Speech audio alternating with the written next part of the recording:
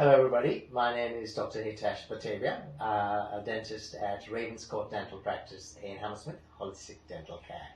The topic for today's video is different types of crowns and their pros and cons. So I've explained in my first video as to generally when you need a crown. So this is going to show you different types of crowns.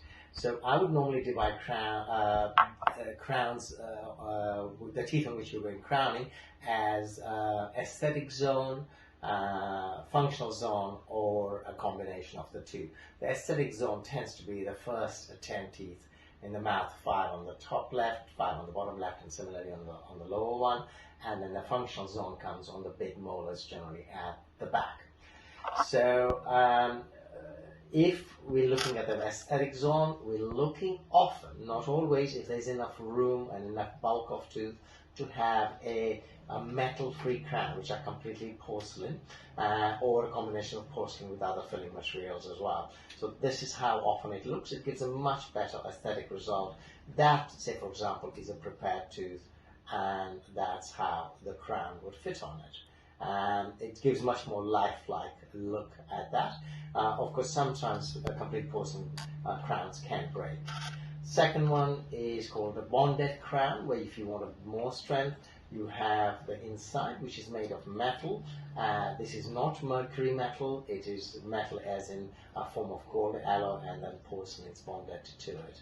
And that's how this would look. Sometimes over time, the gum shrinks back around the top, and then it may give a slight grey look. So in very aesthetic zones, you try to sometimes avoid this if it is possible clinically.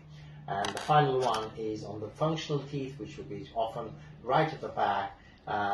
If the tooth if the tooth is very short, there's not enough tooth structure left, then once the tooth is prepared, again, once we're taking measurements, we get either a white gold or a yellow gold crown, and that's how it's fitted. This is much more functional and often done in areas which are not visible, or if the patients is willing to accept that and are not so worried about whether it shows metal or not. There are other materials like zirconia and other forms of porcelain as well. So I'm not trying to complicate this thing. Those queries can be answered when we actually see a patient and see clinically how much of the tooth is there, what the bite is, how healthy the gums are, whether you can see it or not, what the patient expectations are. All that needs to go into a melting pot before you actually make a clinical decision about that. So it's all down to discussions, and then we agree to move forward once we've discussed it thoroughly.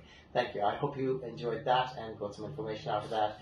The contact details of the practice are team@rdpholistic.co.uk, and the website is www.rdpholistic.co.uk.